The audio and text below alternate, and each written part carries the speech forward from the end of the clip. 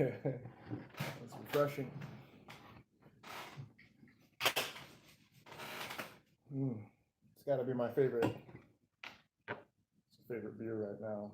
This is the Cold Brew 2.0. Oh yeah, Careless. I gotta ship you that package, but it was like they wanted so much to ship this over. But when we get the money, we're gonna ship you a 6-pack of this stuff overseas, man. How about that, Vancron, huh?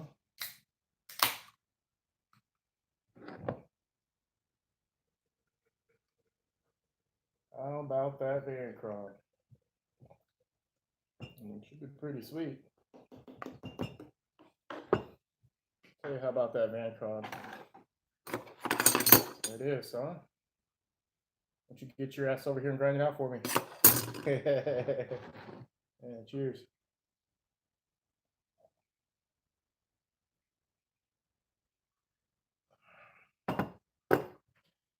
Long time no see, boys. What's going on, man? Mm. Yeah, I just feel like I've kind of reached a little bit of an overload with all the steel shit. I've just been learning so much and researching so much and heat treating a lot of stuff and trying to figure out what works good and maybe I'll try it like this and yeah, it's a lot to take. It's a lot to think about. We got some coupons here. This is Maximat steel right here. Different hardness numbers and stuff like that from these. So figure out what I want to do with the Maximat. What's cool about the Maximat is it looks like the Maximat will go to 71 HRC. I had no idea it can go that hard. That's crazy, man. It's still not going to outcut Rex 121 because Rex 121 has like more carbide volume, but 71, that's the hardest. That'd be the hardest metal I'd ever work with. I haven't worked with anything harder than that. That's crazy, man. Yeah. So, that's what it takes to find out. That's what it takes to find out how to heat treat stuff is you make all these little coupons and you have them all heat treated and tested and all that stuff, And so, then you want to know why it takes so long to figure stuff out. It takes time and money, so that's why you don't really want to share all the different little particulars about your exact process and heat treat because no one's fucking paying you for that. If they want to know, you just buy the knife and enjoy it. This is Rex Caliber. This one's at 70 HRC. This is the hardest knife I've ever made, and it's rocking the Ulti clip on there. I thought I'd try these out. These are actually pretty sweet. It's like a clip. It goes on your pants or whatnot, and it keeps this Kydex from moving. Won't the Maximat be brittle at 71?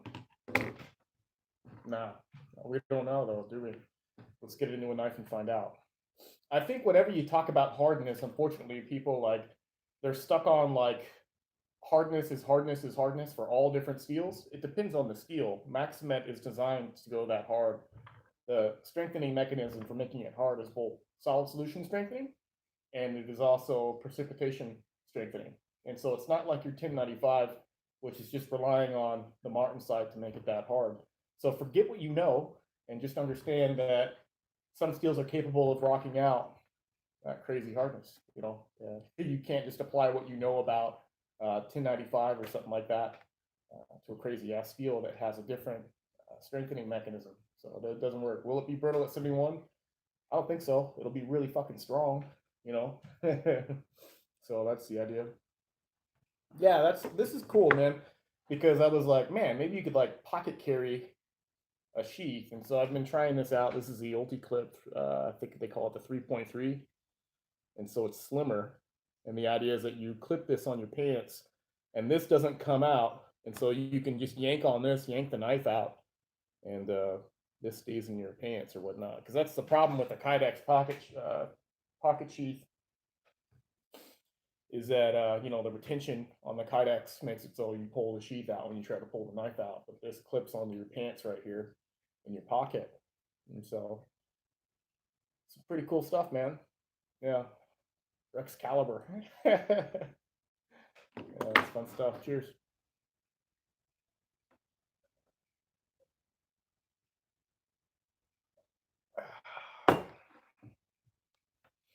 I mean, I still do this. I still have the ambidextrous leather dangler guide, but it is kind of cool to like see some options or whatnot. Needed some shorter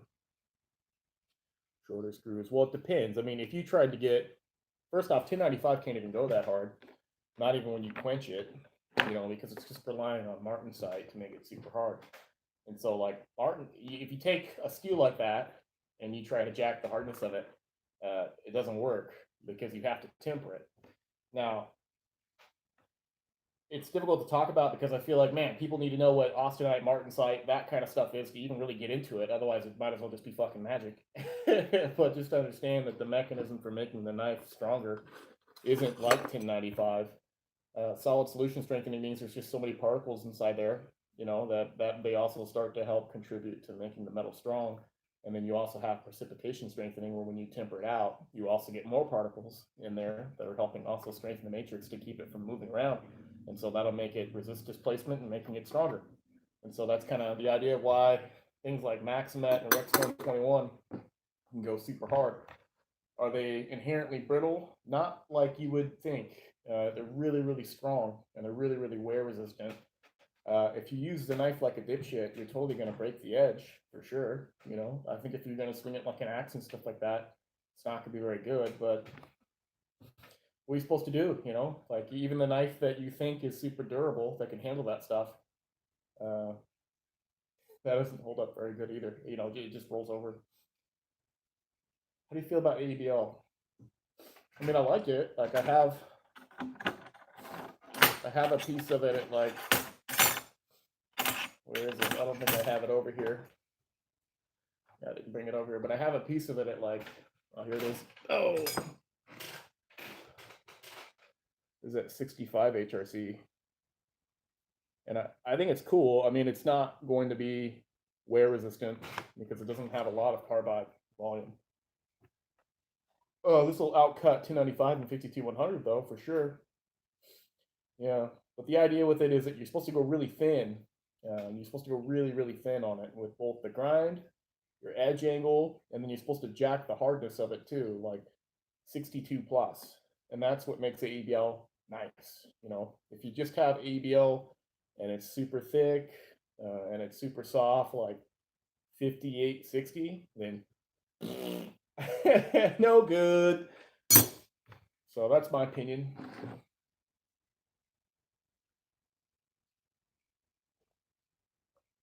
It's one of those things though where you tell people, oh, ABL is good.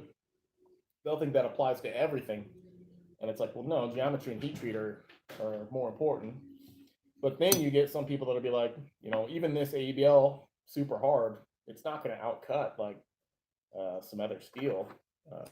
Like for instance, you know, so this is 65. This is S110V at 64. Okay, this is ABL. Boop, boop, boop, boop. It's harder, you know, 1 point harder on the Rockwell.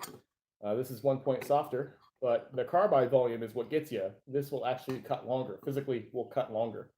What will happen with the ABL is it'll blunt down at the edge. You know, the idea is that it's really stable. It's really easy to sharpen, but when it comes to like just raw physical cutting, if you got more carbide volume, that'll make it cut longer. Like even though the edge will be less sharp, it'll still be cutting. It won't be like rubbing completely smooth down. So the edge will resist wear. Carbides, people have to understand, that doesn't mean it stays sharper longer. The idea is that it'll cut longer, but you still need carbides to get a decent hardness to the metal. You can't be completely devoid of carbides. So carbides they're both good and bad. You know, you need them. You can't live with them. Can't live without them. It's just the way it works.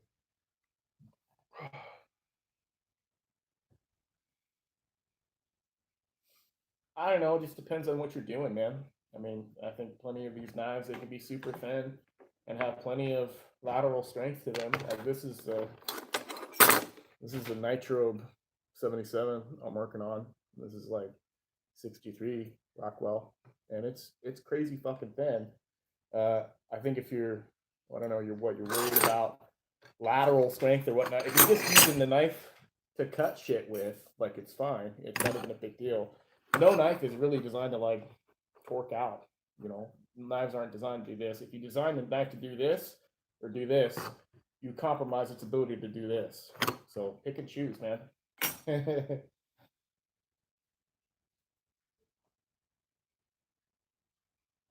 Mm. I don't think there's any shortage of thick ass knives because it's harder to make thin knives. It takes more time, more skill, more money.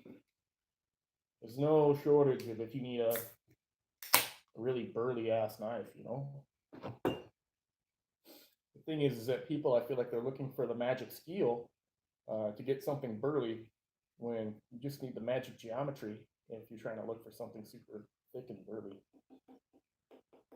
Yeah, sure, go for it. But then, you know, I think we all make that journey when we're starting out as knife guys, is that we're looking for the comfort of something that won't break. And then we start to realize it's all bullshit. And that what you're really looking for is something that cuts good. And you start to realize the limitations of, even if you do have something that's thick and burly, like at the edge itself, it still blunts and rounds over, doing all the stupid shit with it.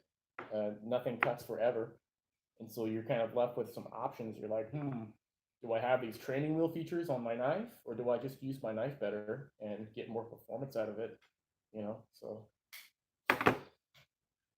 yeah, I mean, you're just not really going to find too many really thin knives for the reason that most people use their knives like dummies, you know, and it costs a lot of money and a lot of skill to make something super thin.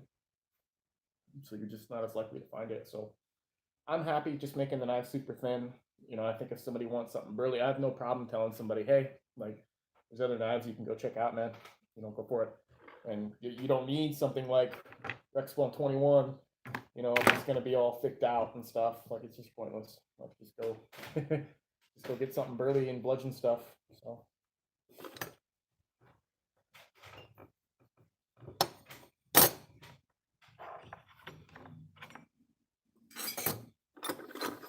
Got some fucking knives here, dude. This is the S35 VN. That was as hard as I can get it right now. 62 Rockwell. This S35 VN, it doesn't want to get very hard, it seems. I don't know.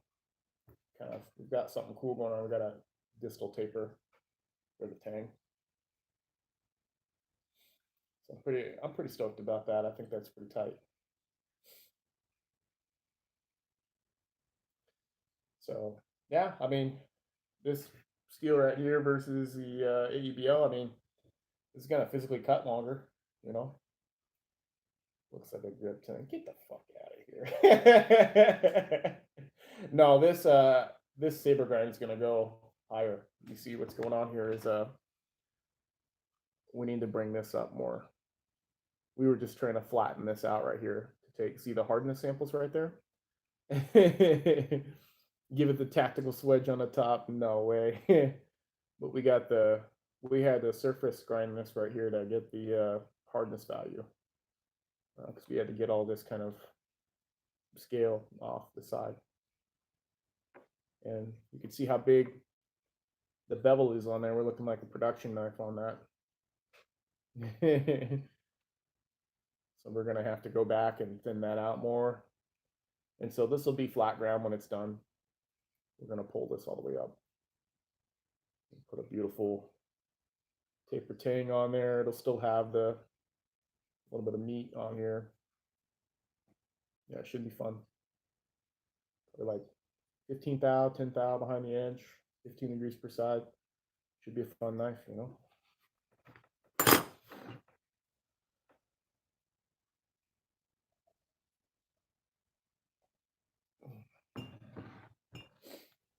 Well, the Rex 121, it still has more carbide volume, so it'll outcut Maximat. Even if the Maximat's at 71, it doesn't matter because you're rocking just a lot more carbide volume. So the Rex 121 is cool because it has it not only has the moly tungsten carbides of the Maximat, but it also has a lot of the vanadium carbides like the 15B. And so it's like the perfect storm between those two things because it also has the cobalt. It has all the features to just go super fucking hard. And so the Rex 121 is still the king, but the Maximet will be a little bit harder if we can achieve it consistently at 71. And then the CPM 15B, that's no slouch either. They're like the holy trinity of like the most wear resistant, longest edge performance steels. I think convex is stupid. I don't like it because I like it flatter. I think it cuts better if it's flatter. If I was gonna make some kind of Woodcraft knife or something like that, I'd convex it. But for the most part, convex seems like it's easier to make. Like when I'm grinding stuff, it naturally has a convex to it. You can see how the light reflects off that. It can have I'm freehand grinding it, right? So I'm grinding it freehand, so it'll naturally have like a convexity to it. But the idea is what I want to do is I want it flatter. You know, I just feel like it moves through material for what I'm cutting much better. And so I like the flat grind better. It stays flatter, longer. So as you sharpen up the knife, this bevel will stay nice. And then you can see that's the width of the bevel. It's like a micro bevel. And so as you sharpen up the knife, how do you get it so flat? You sand it, dude. Why do you think I'm getting my ass kicked on making knives? It takes fucking forever because you're sitting there, you gotta sand out all the scratches. You can't see. There's some areas here at the plunge that need to be sanded up more. You know, I think we can see better on this side. You see this line right here? I got to get back in there. We got to sand that more. So it's a pain in the ass to do, to make handmade knives and stuff. Make them nice and flat and nice and pretty. Like, man, it's a pain in the ass. No.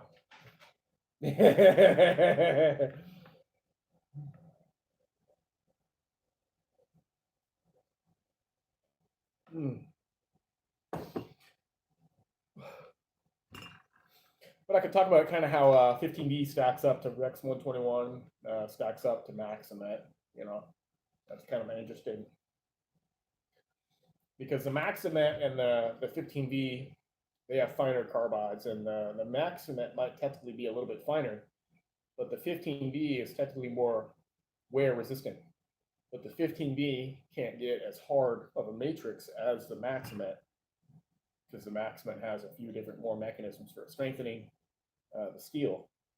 But the Rex 121 will smoke both of them because it has both the carbide volume, it has the hard carbide volume. You know, the vanadium carbides are the hardest carbides you can have in the steel, and it also has a really high matrix strength. So Rex 121, and then it depends on how you're utilizing. I feel like the Maximet or the 15B for which one's going to pull ahead.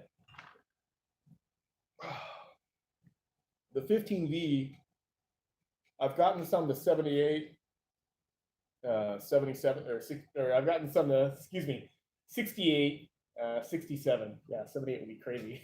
I don't think I could even grind that if it was 78. But I've gotten some to 68, 67, and it's possibly capable of 69 HRC, the CPM 15V, but I haven't gotten that far yet. As you can see, I mean, we're busy. We're busy with all this stuff. Which knife is the best survival knife? Your fucking brain. Next question.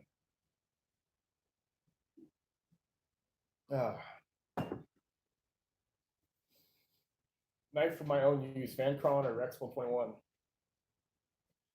Well, the Vancron was kind of just for me. I mean, that was. I mean, I got more of it. I'm gonna make knives out of it. I got 2 big bars of it from Roman over in Switzerland. But the idea with it, you know, it was something I've wanted for a long time, because it's like K390, but it'll take better edges than the K390. Which the K390, if you don't know, I mean, it's a really sexy steel. It's one of my favorite Spatachrome knives. In the K390, they've got this stuff at like 65 HRC, you know, and I like the K390 a lot. But if there was a way to make it even sexier, That's where the Vancron super thing comes in, you know. Yeah, so I like KP90, but 3V or COS steel. I don't know, man. It depends.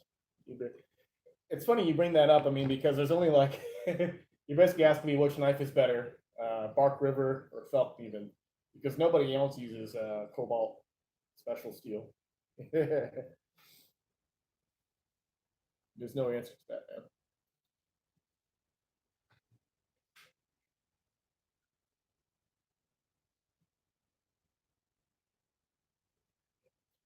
No, I mean, there's there's a bunch of these crewware analog metals. You know, from like every major steel company has their own analog of like the crewware type steel. You know, so you have like PD1 from Carpenter.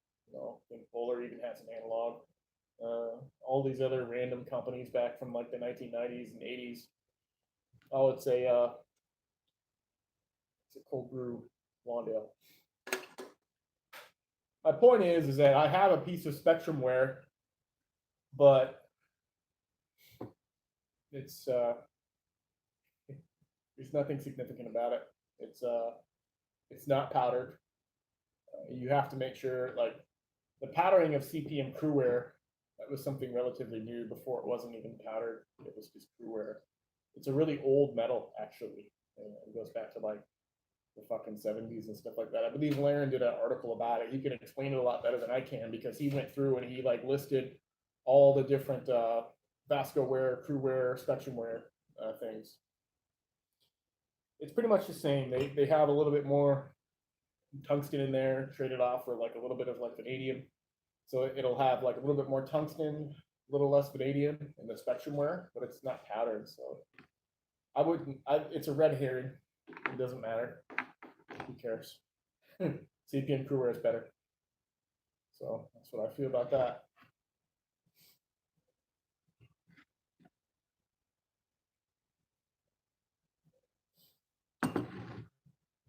The knives I make. The knives I make, man. That's my preferred knife. I don't know. What's your question? Get it, get it out. Like, I find a lot of time when somebody's asking about a different steel, you're really just asking between two different knives. I mean, if anything, what you should learn from this channel is that the steel is a component, but it's not the end all be all. Like, it comes down to geometry and heat treat. Geometry is the most important thing. Heat treat and steel. So the steels will have different attributes. Don't get me wrong. All of the steels will have all these different attributes and stuff like that. But for the most part, if you're just a regular guy and you're trying to ask, like, hey, man, I'm looking for the best knife, like, you're looking for the best steel, like, you need to make sure the heat treat and geometry is dialed in first for what you're looking for. So if you're looking for a survival knife, yeah, you need probably something a little bit more burly. I don't really make a survival knife right now. I make like a specialty light hunter, high performance cutting knife right now, just because I feel like if you really want to chop through stuff and get shit done, from my experience, you wanted like an axe, So I didn't really give a shit about the survival knife after a while, because what I found is that the survival knife was it was like the worst at everything. It couldn't do anything good, and all it seemed to do was it was peace of mind for when you didn't know how to really do really good field craft. I felt like, and you felt like you needed some indestructible tool to make up for like the lack of like field skills, because you wanted something that couldn't break from all the stupid shit you were doing. But then over time, it just got like cumbersome and annoying because that survival type knife, it wasn't great at anything. And you started realizing, okay, if I have more specialized tools and I'm more skilled at using them and I've got the mindset for it, then it's better off with something that's better at cutting, like a Puko and a small axe, or a little saw or something like that. I felt like the survival knife was kind of a fantasy, you know. But I'll make a survival knife in the future. Yeah, so I've gotten a little disenchanted with the survival knife stuff now, man. I think I moved into more of the axes and the Pukos, and I became less excited over time with the Felkneven things. But I liked the Felkneven. It was fun. But I don't know. I like the Puko and the axe much better.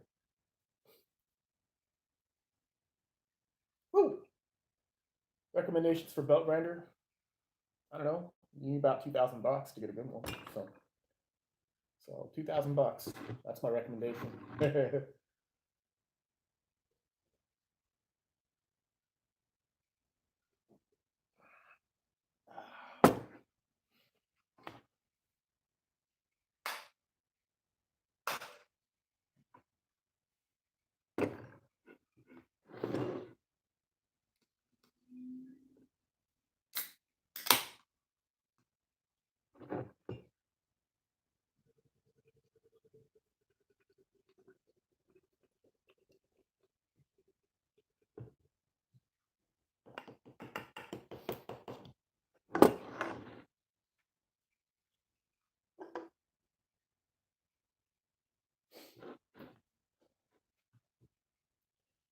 Woo.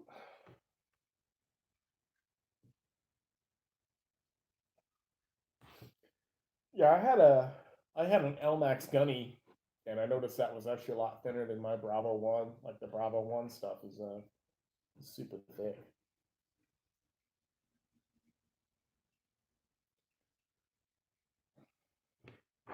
This is my favorite folder right now. This is Spyderco Police 4. Super badass, man. I really enjoy it. Man, so I sold this knife. It's got to get to the customer. We're gonna ship this guy out tomorrow. But I've been liking that. And this fucking guy, customer, okay, it's a customer. He bought me this right here. He bought me this Gyuto and ZDP 189. I was like, dude, don't buy me that. And he just bought this for me, man. So I'm thank you, appreciate it. You know, I'm fucking uncomfortable. You know, people buying me shit. You know, but that's fucking cool, man. You know, because it's got this really nice forged taper. You know, I do stock removal on my knives, but if I were to forge, I mean, that's the reason why I like forging is that you can do nice tapers. Like I try to do tapers on some of my knives, but that's just a pain in the ass. You know, it's nice when you can forge it and maybe not have to remove as much metal, but it complicates things for sure. You know, where you have to worry about overheating, decarbing, and stuff like that, and then you have to do more of a complex annealing process before you heat treat. So that's kind of a pain in the ass, but yeah. Thanks, man. Appreciate it, Zach. You know, fucking cool shit. Yeah, we're gonna have to we'll do some videos and stuff on this guy and check it out. You know, I really like the ZDP 189. I think it's a nice sharpener. It's a really unique steel. You know, it takes a really aggressive edge. As far as the edge on it right now, you know, I think it can be sharper. Like it'll cut paper and shit like that, like just fine. You know, but when I feel the edge, like I could rub my fingers, you know, on it. So it's a little bit over polished. The angle is a little bit too high. We're gonna have to drop the angle on that guy. But you know, a knife maker is not a knife sharpener. You know, for the most part, like these guys, like you should never hold it against them because there's so much to sharpening and preference and what people like with different angles and finish. And some people they can only handle thicker angles. Some people can go lower. Some people want more aggression. Some people need more polish. Like you can't make everybody happy. And so a knife maker, his job is to make the knife. The end user, it's their fucking job to maintain the edge and put the finish and angles that they like on there.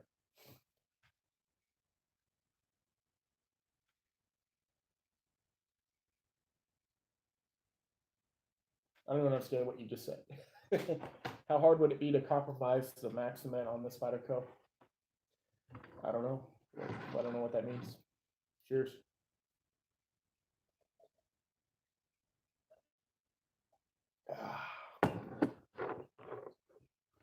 So yeah, thanks, Zach. I appreciate it, man. We'll put my fucking edge and angles on there and my finish, and I really I think the pictures of it looks like a really long Santoku, and it does kind of look like that. But let me tell you, man, I'm gonna get up on this, you know. That's a sick Yoto. I need to start getting and making some kitchen knives, man. It's fucking hella tight. I like kitchen knives, you know. Just make the cutting. Whew.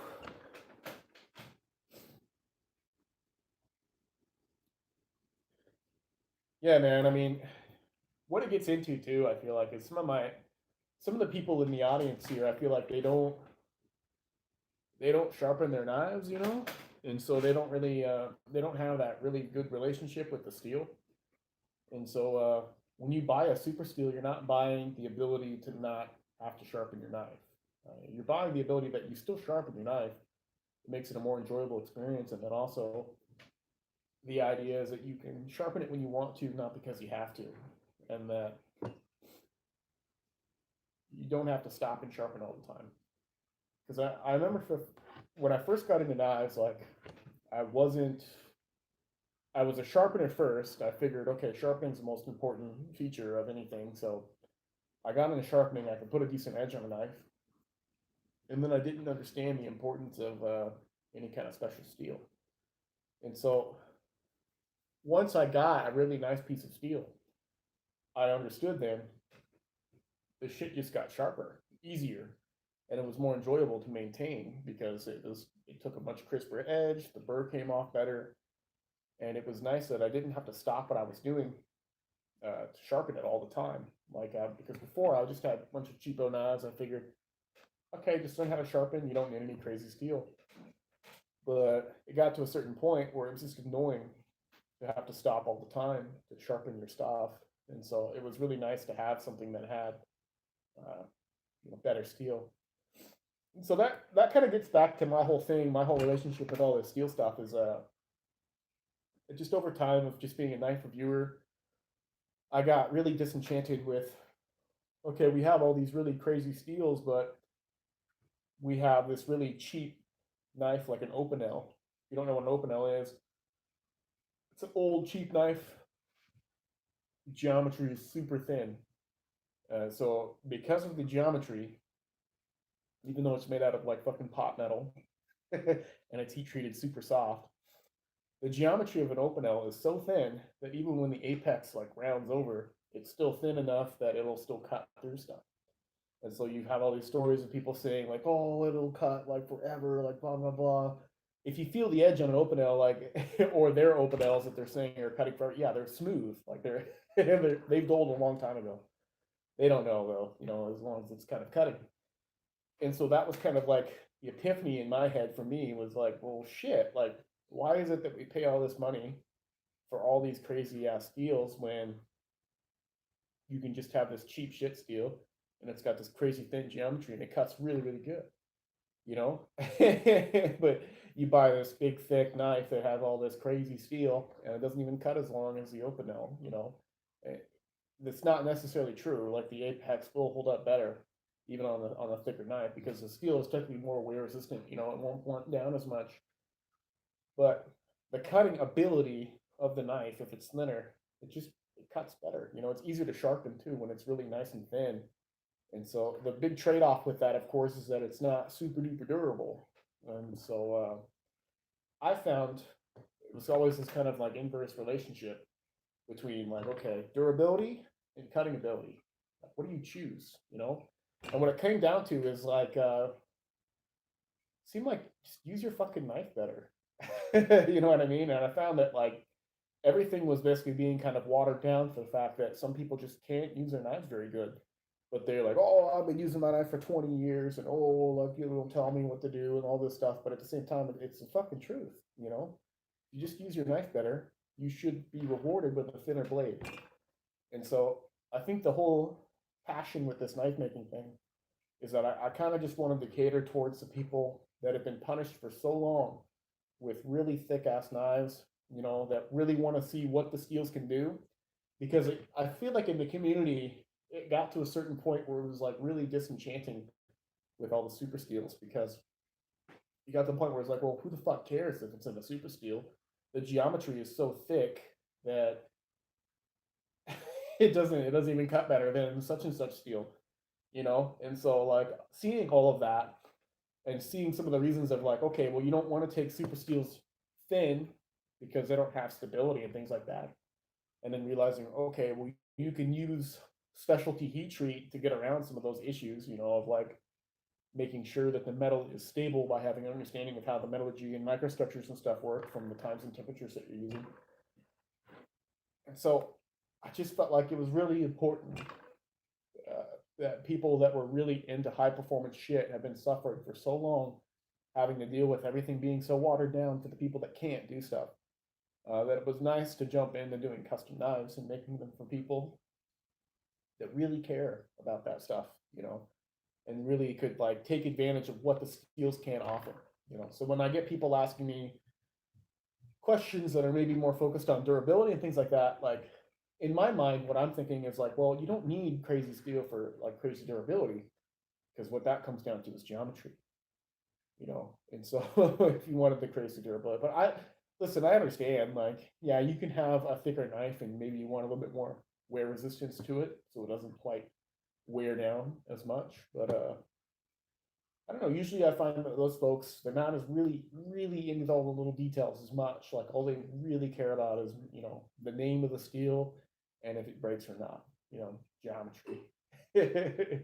But I think there's already plenty on the market for those people, and I like to cater to the people that maybe they haven't really gotten a chance to experience the really cool shit that they've wanted for a long time.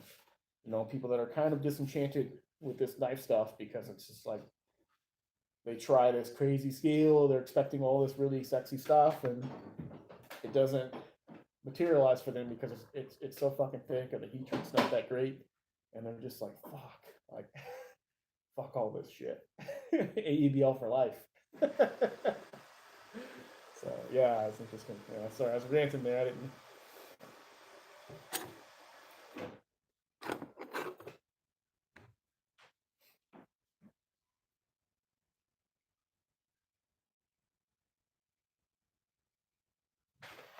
Chainsaw preference, man. I mean, I think a steel, man.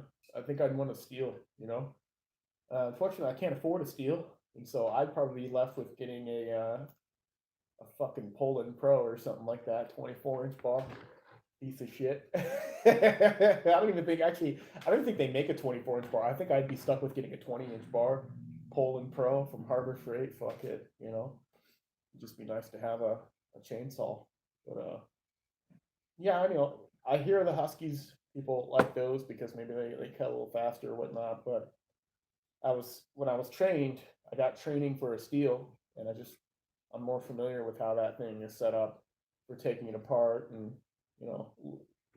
maintaining it and things like that. And it seems like a really well built chainsaw, and so my preference would be for a steel. So I choose a steel. I think most guys in this area here in Oregon, all steel boys too. So if I bought a Husky, they'd make fun of me. Trade you a steel for, you might have a fucking, you might have a trade on your hands there, sir. Because yeah, I'd really like a chainsaw. I like being out in the woods and cutting wood and stuff.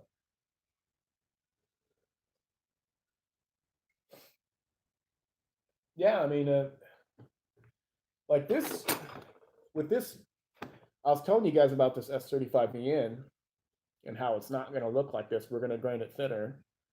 But with this geometry, we can chop a nail with this guy, no problem. We can chop a little 16-penny nail with it. We've got the stock thickness up here to absorb some hammer blows, and then we've got some behind the edge thickness here to support the apex area.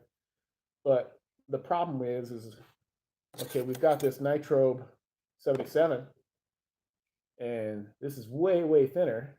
We chop a nail with it, it's probably going to break. It's just too thin for that.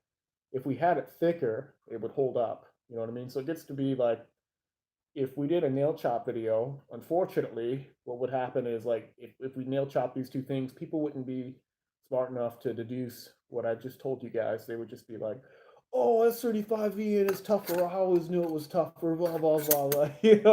So it gets to be one of those things where, like, when you know as much as I know, you have to be really careful about what you share with people, because you don't want to mislead people. You want to be as honest as possible. Because my whole agenda is like, I want people to see how beautifully complex all this stuff is. It's really awesome how all this stuff works with, like, why you would choose S35EN versus like Nitrobe 77 versus Rex 121. It's fucking beautiful, man. And so I don't want to mislead people. So it's easy to do. I mean, it's easy to, like, I feel like here in the US, here in the United States, people are so focused on durability. And before I knew anything about knives, that was my big focus with knives, is like, oh, fucking how durable is it? Like, I I broke a buddy's knife actually prying something. This is before I knew about knives. I was fucking sitting there. I was prying some stupid shit. And I fucking pry, and I broke it, and I was like, man, and I didn't understand how shit worked at the time, and I was just like, oh man, it's because you had a cheap knife, bro. Like, that's why I broke it. Well, a few years go down the road, and I start to understand what's going on, and I put the tip back on with the stone. I sharpened this tip back on. I felt really bad once I learned how ignorant I was about how the shit works. I was like, oh fuck, like let me put that tip back on there for you, because I was trying to pry shit with the knife. But as a paring knife, it's just too thin for that. Yeah, exactly. Live up in uh, live up in Portland with all the fucking freaks and mutants and shit. I like it up here because the food is good, as you can see. The food is good. But yeah, it's nice to be in this area because you've got the mountain, you've got the ocean, you've got the woods, and it's a really cool place to be. I really like it in this area. I'd love to live here for a long time. Maybe in the future, I'll move further out of the city. So I think that's probably the plan. We'll see what happens. So.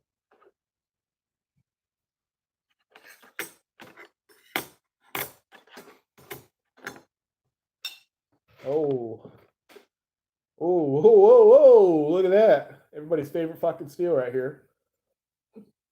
M390, huh? Everybody fucking loves this steel. Oh, this is it's 2019, and it's really interesting, the state of the community, because this is everybody's favorite steel. It's an M390. It's on a lot of premium knives or whatnot. And I gotta admit, I mean, would I rather have would I rather have S35EN, or would I rather have M390? Well, yeah, the M390 it's a sexier steel. But M390 and the HRC controversy, right? So we have this piece at 63 and a half. They're trying to, I mean, I was trying to go fucking harder, but this is just what I got. I don't know.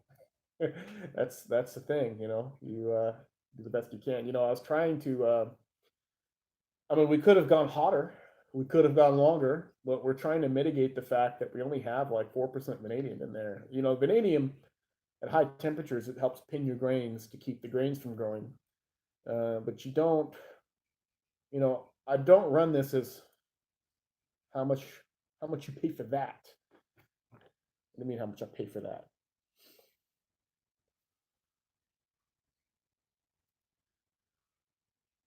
So you get, so I get the Rex 121 is a bee's knees, but where does Rex 45 stand? I mean, Rex 45 was not as wear resistant as the Rex 121. The Rex 121 will physically cut longer. The Rex 45 will sharpen easier, but the Rex 121 is the king. It's the fucking king of the steel, man. So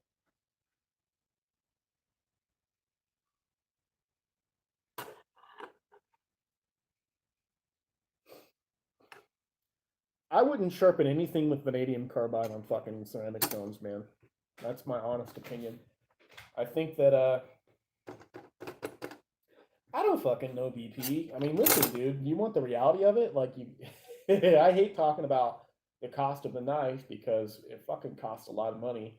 And I don't want to scare people away with sticker shock with how much it costs to like make something in a knife. Like, listen, man, like it's easy to make something like this where it's a belt scratch, it's not very thin and stuff like that.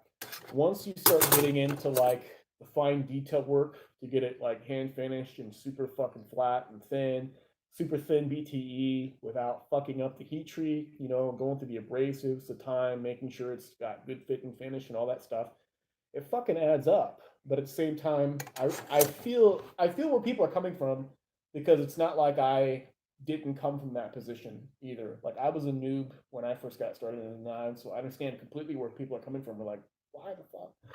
But it is what it is, man. I mean, I can crank out knives like this, you know, where it's just like factory geometry, you know, belt finish, you know, just slap some handles on there, avoid Corby bolts and things like that. But it becomes like, well, what am I doing? You know, like, am I am I trying to compete with like fucking factories because they're way more efficient at doing it? And then it would get to the point where like I wouldn't do any of my own heat treat if I was going to do that, because I would just get everything water jet cut and I would get everything water jet cut, sent out the heat treat, come back. You know, I do a modest. I wouldn't go as hard for sure because like it's a 62 between grinding something that's 62 and grinding something that's like 60. I would rather, as a maker, I would rather make something that's 60 because it's easier for me to grind and it's easier for me to hand sand, you know, and stuff like that. So, and it's less of a headache for if a dipshit gets my knife and they're doing like prying stuff, and you know, then it's less of a headache because it's going to be harder for them to break it. So I don't know, you know, the M390 thought probably like $700. You know, it's fucking expensive. It's a fuck ton of money, dude. You could buy a fucking pistol for that. You know. Whatever though, man. I don't give a fuck. You know, I think to myself, I struggle sometimes with the pricing because it's such a pain in the ass to get some of these knives made, and I feel so alone, you know, with making them. It's like fuck, you know. But I have to hold myself to a really high standard, uh, because I realize that some of my customers won't be able to tell the difference. You know what I mean? Like when you become a popular knife maker or whatnot, you can just sell stuff to people and they'll just be like, "Oh, it's cool. This is fucking great." But you have to be like your own regulator, and you have to be very discerning about stuff. I mean, I've made more knives I can't sell than knives that I've sold, just because there were little errors or whatnot with making the knife that I just couldn't fix, or it was more cost effective just to dump the knife and then just start a new knife just to keep the quality level up really, really high. Because you also, it's stressful because you have to be respectful to the customers that did buy your knife for a lot of money. You know what I mean? And so you can't bottom it out. Like you should always be like trying to strive to be better and better and better, and go higher and higher and higher with it. And so yeah, it's pretty fucking intense being a custom knife maker. You know, you spend a lot of time with each individual knife, but the idea, which is really fucking cool, is that man, these production companies, like, God bless them, because they can offer you a lot more product volume. It's more available, and it costs less money. But when you get into like a really knowledgeable custom maker, like I'm not saying we're all the same, like because some custom makers, bro, are fucking garbage. Like I'm sorry, that's fucked up to say. I'm not calling any names or anything like that, but some guys are just like heat treating shit by eyeball and fucking dipping it in like transmission fluid and shit and doing some, you know, goofball crap, and they're like, oh, I'm a custom maker too. It's like, oh Jesus, you know. Fucking abomination. You know, that's what you are. But you know, like I get to spend more time with the knife, fine tune the geometry. I can tell you how long it'll cut, where it'll chip. I can give you a geometry you can't get anywhere. You know, I can give you a really nice hand finish. Just all the details that go into it. You know, that you can't do. You know, as it turns out, this whole controversy about M390, like, oh, it should be harder, oh, but you're kind of fucking limited with mass producing like something like M390 and getting it to this hardness that you see right here to 63 and a half.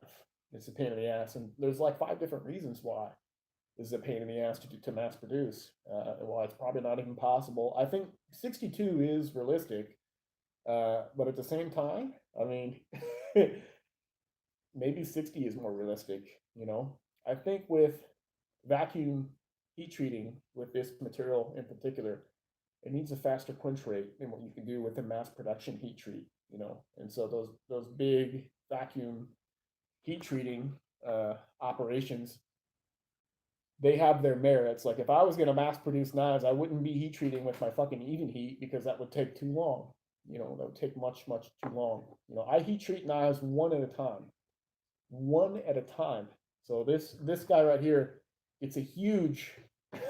We're babysitting this throughout the process. You know, like one day versus if I was mass producing, like you do 1,000 knives in a day. You know, so like how do you compete with that? You know, how do you compete with that if you're trying to just hit numbers and hit volume and stuff like that? But the problem is that there's just certain things you can't do if you're doing 1,000 blades at a time or 500 or even just fucking 20 knives at a time. There's certain things you can't do that if you're doing a knife one at a time, you can really babysit it. You can make sure that it gets a faster transition to the quench, faster transition to cryo, faster movement through tempers, more fine tuning. Every knife basically gets fucking Rockwell tested, you know? Every knife gets like fucking edge tested. Every knife gets fucking geometry fine tuned.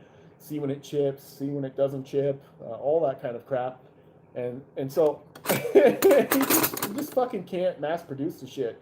So yeah, it's like $700. It's like, well, fuck you. That's a lot of money, and I agree that is a lot of money. I don't even know if I could afford my own fucking knife. I mean, let me tell you, man. But at the same time, how much would you pay to get the job done fucking right? You know, how much would you pay to just have that one knife? Because let me tell you something about price. When it comes to anything in this world, you forget about the price of something when you own it. All you remember is that if it's fucking good. And so there was a time in my life when I wasn't that into knives, you know. I was just like, well, I can sharpen. I don't give a fuck about any of that stuff.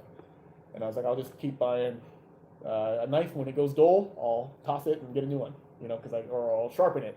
But it gets to a certain point when your whole collection is a bunch of budget shit, and none of it makes you happy. And then when you really add up the cost of all of that shit, if you just stopped buying all of these stupid fucking knives and just bought one really, really good knife, you would have saved yourself some money and you would have been happier. And so it's just kind of fucking funny how that works, isn't it?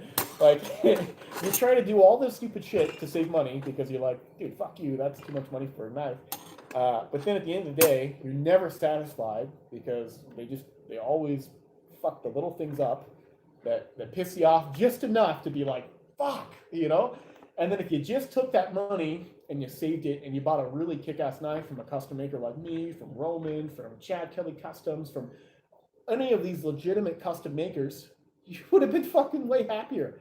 And you got something where like when you're talking to your buddies and stuff like that, and you're like, dude, check this shit out. And they pull out this like run-of-the-mill fucking knife, and you're like, dude, look at this. This fucking retard custom maker spent all of his time, you know, fine tuning all of this bullshit. This is fucking insane. And you know, like, how many of these can I make in my lifetime, right? There's only going to be so many of these fucking made, you know. So it's cool, you know. It's fucking part of a little piece of me goes into each one of these, you know. So uh, until my time runs out and I'm dead.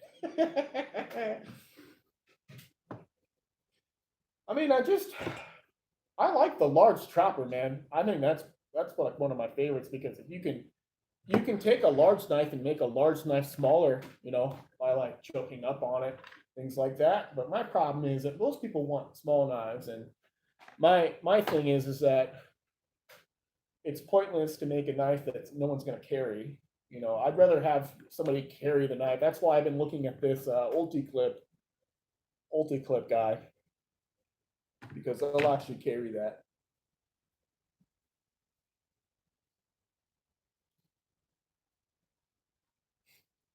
I don't know. I mean, I'm a real shithead when it comes to orders, man.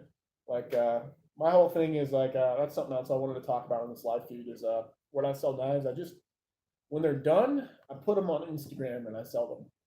The problem with orders is that fuck man, like I'm trying to make the fucking knife like the best I can, and sometimes it doesn't always go as planned, you know, like you have like a little scratch somewhere, things like that.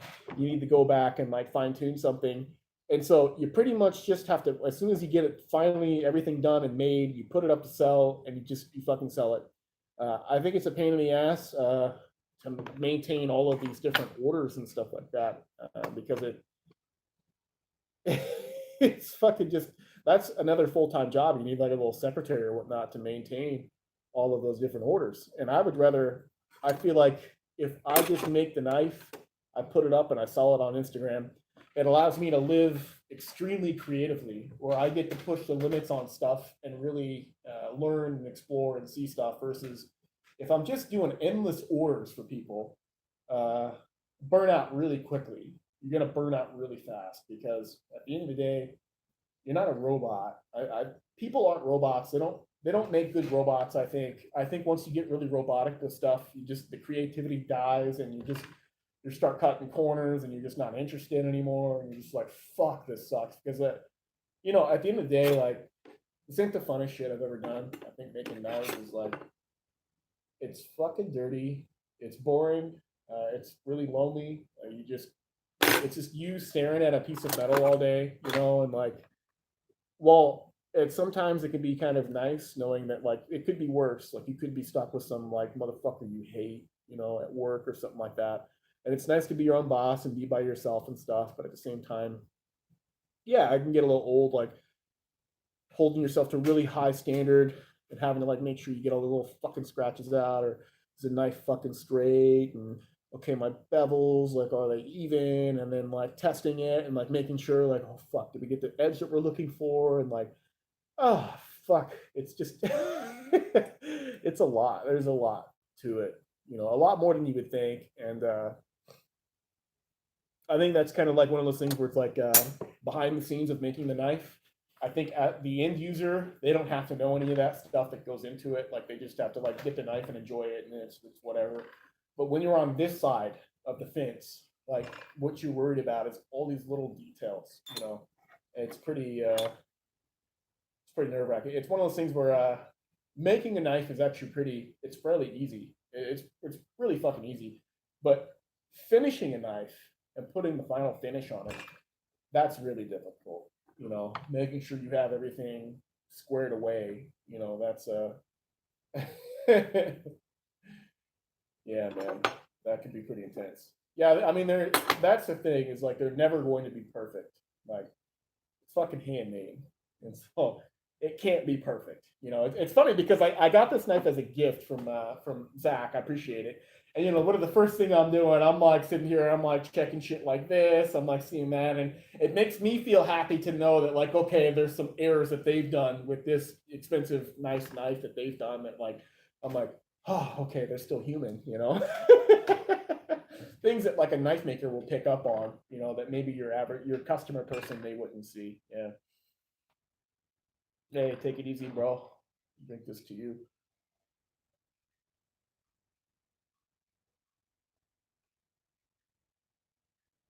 Mm, cheers. Ah,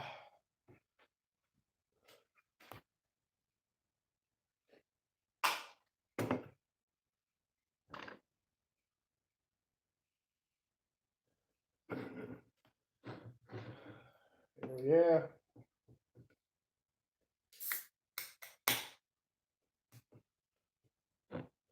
Yes, sir.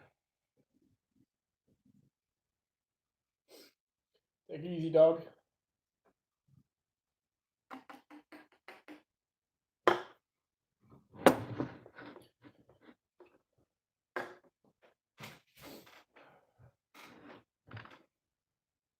It's my current favorite steel. I think that's Nitrobe 77. That really makes me happy. I think why I like it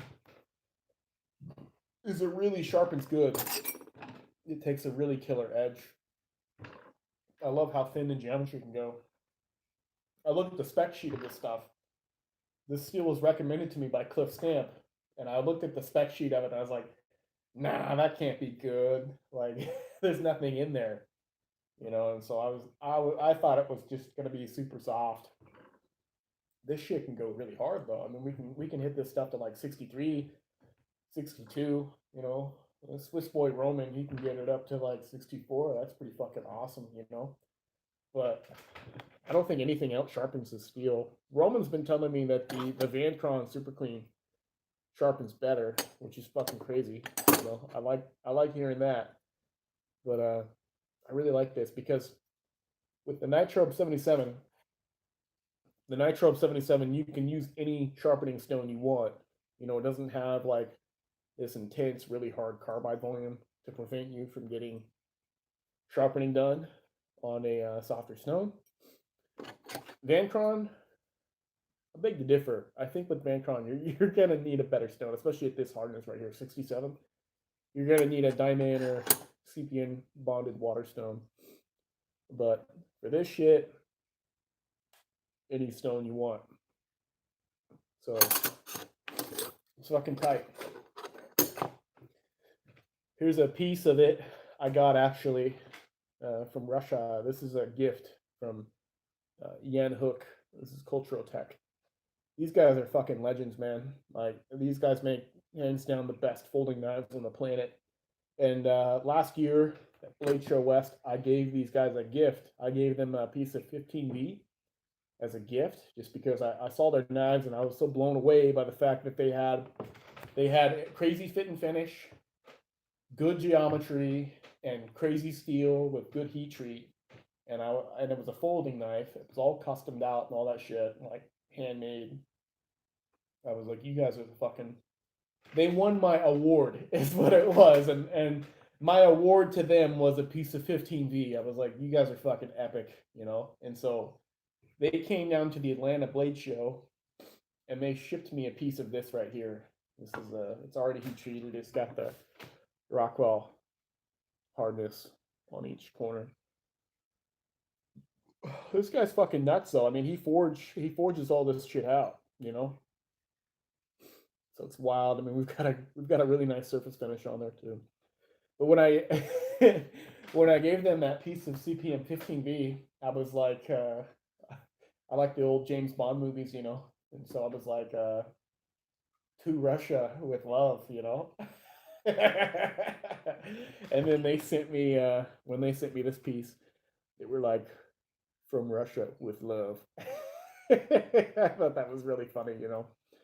So this is gonna go to a personal knife. I really haven't made myself a personal knife yet, but I think I want to do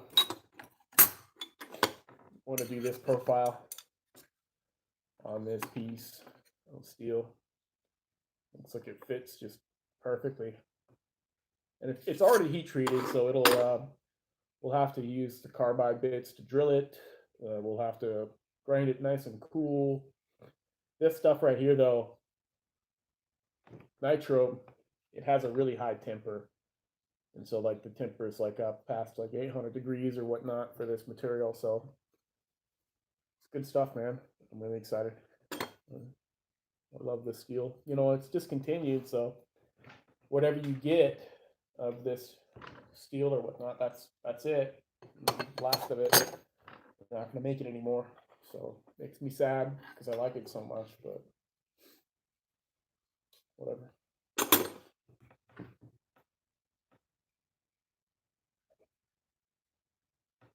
Whew.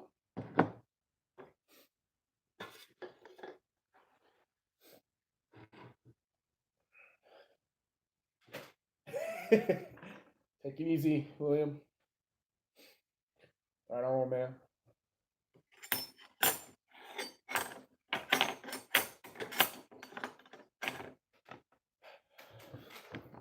Got this guy right here. This is RWL 34. We got this guy at 64.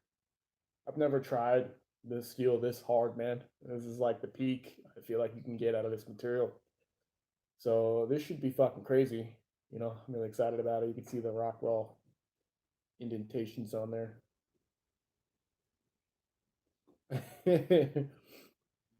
So that's pretty tight, you know.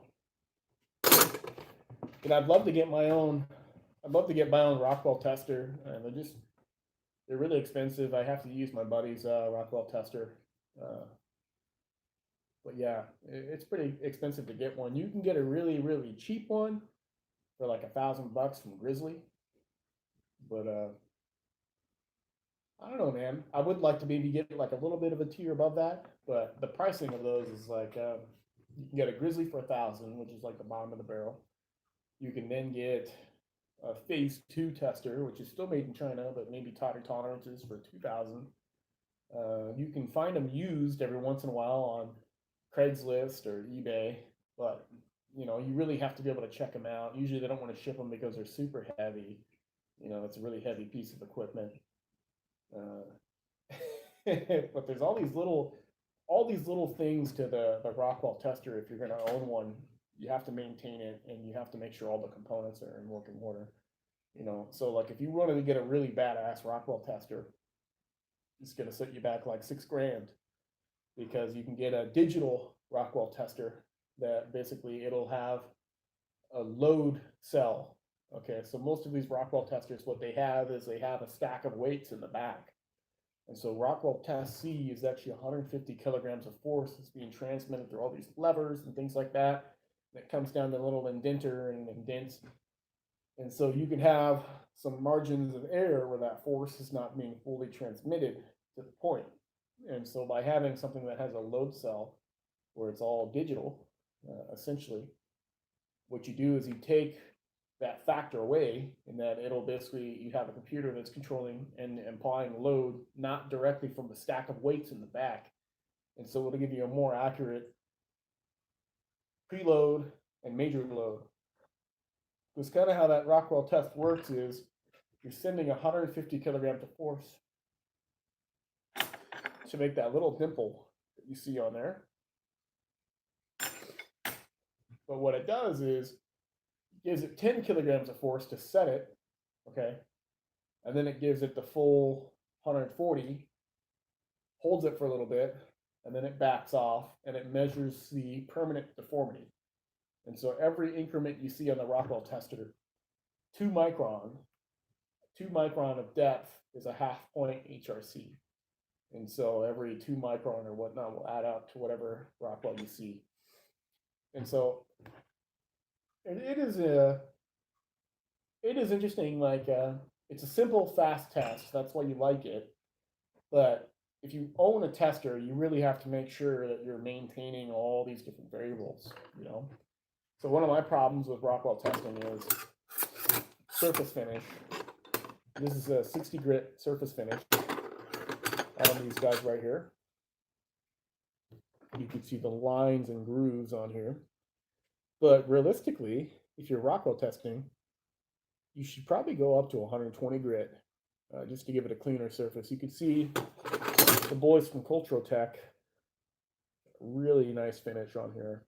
And it's a much higher finish than what I have on here. But if you realize that 2 micron is the difference between a half point Rockwell, then yeah, you should definitely make sure that you have a better surface finish on there. However, I mean, we are using the full 150 kilograms of force load, so it's probably not that big of a deal. It smooshes everything out. But I think best practice, what it comes down to, is making sure that you're stacking best practices together to give you the result you're looking for repeatability and reproducibility. But yeah, that's just one of the things that goes into owning it. Like, you need to make sure that your 120 degree conical diamond penetrator is maintaining its geometry and things like that. Because if the geometry is off on that, like we talked about, 2 micron difference, it's not going to work, man. Excuse me. Yeah, that's definitely a piece of gear I look forward to getting to in the future. Surface grinder and a Rockwell tester just make my life so much easier.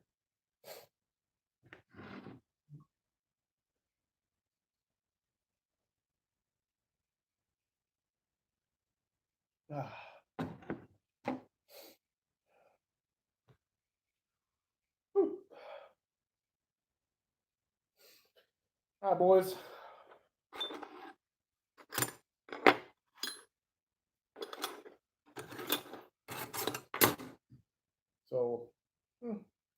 a short feed tonight. I'm gonna finish my brisky on my own and hang out. But thanks for joining me. Take it easy.